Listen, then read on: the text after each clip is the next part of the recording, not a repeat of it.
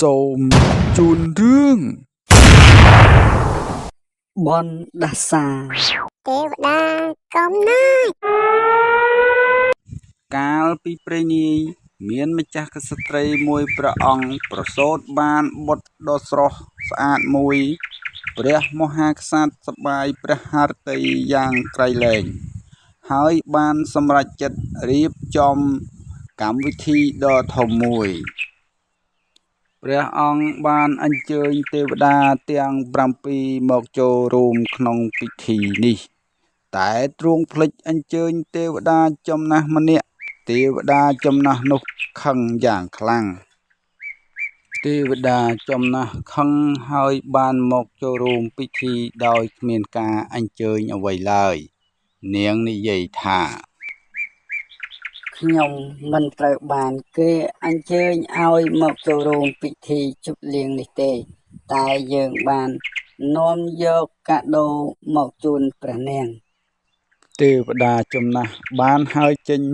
ហើយនិយាយថា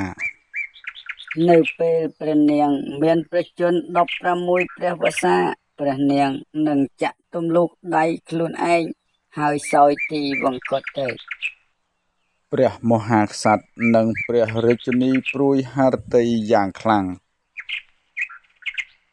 ម្នាក់ក្នុងចំណោមទេវតាទាំង7បានសម្រេចចិត្តជួយនាងនិយាយថា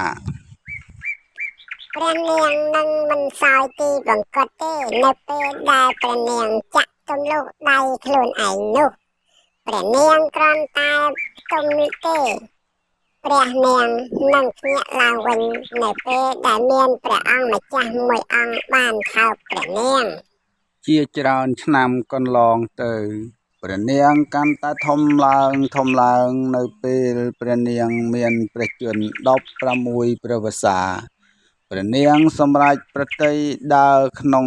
ព្រះរាជវាំងចុងក្រោយព្រះនាងបានដើរកាត់បន្ទប់តូចមួយ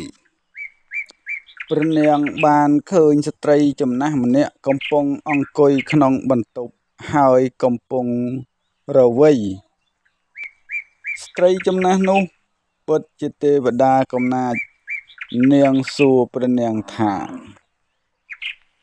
តើព្រះនាងចង់រវៃអំបោះទេព្រះនាងយល់ព្រមតែពេលព្រះនាងព្យាយាមរវៃព្រះនាងបានចាក់ទម្លុះម្រាមដៃរបស់ខ្លួននៅពេលនោះព្រះនាងបន្ទំលក់បាត់ទៅព្រះមហាក្សត្រនិងព្រះរាជិនីមិនសប្បាយព្រះハរតីទល់តែសោះហើយទ្រង់បានដាក់ព្រះនាងនៅលើគ្រែដ៏ស្រស់ស្អាតមួយនៅពេលទេវតាចិត្តល្អបានឮដំណឹងនេះនាងបានមកដល់រាជវាំងនាងបានធ្វើឲ្យមនុស្សក្នុងរាជវាំងដេកលក់ទាំងអស់ឥឡូវពួកគេនឹងភ្ញាក់ពីដំណេកវិញនៅពេលព្រះនាងភ្ញាក់ដឹងខ្លួន100ឆ្នាំកន្លងផុតទៅព្រៃក្រាស់បានដុះជុំវិញរាជវាំងហើយបានបាំងជិតមានតែរាជវាំងខ្ពស់ជាងគេបំផុតទេដែលអាចមើលទៅឃើញពីចម្ងាយថ្ងៃមួយមានព្រះអង្គម្ចាស់ដ៏ក្លាហានមួយអង្គកំពុងដើរប្រមាញ់សត្វនៅក្នុងព្រៃទ្រង់បានទតឃើញនគររាជវាំងហើយទ្រង់បានសម្រេចព្រះទ័យយាងចូលទៅក្នុងនោះទ្រង់បានយាងចូលទៅក្នុងរាជវាំងហើយដើរពីបន្ទប់មួយទៅបន្ទប់មួយទៀតទ្រង់បានទតឃើញមនុស្សជាច្រើនកំពុងដេកលក់ចុងក្រោយទ្រង់បានយាងចូលដល់បន្ទប់មួយដែលជាកន្លែងព្រះនាងទុំព្រះនាងមើលទៅពិតជាស្រស់ស្អាតខ្លាំងណាស់ព្រះអង្គម្ចាស់បានថើបថ្ពាល់ព្រះនាងថ្នម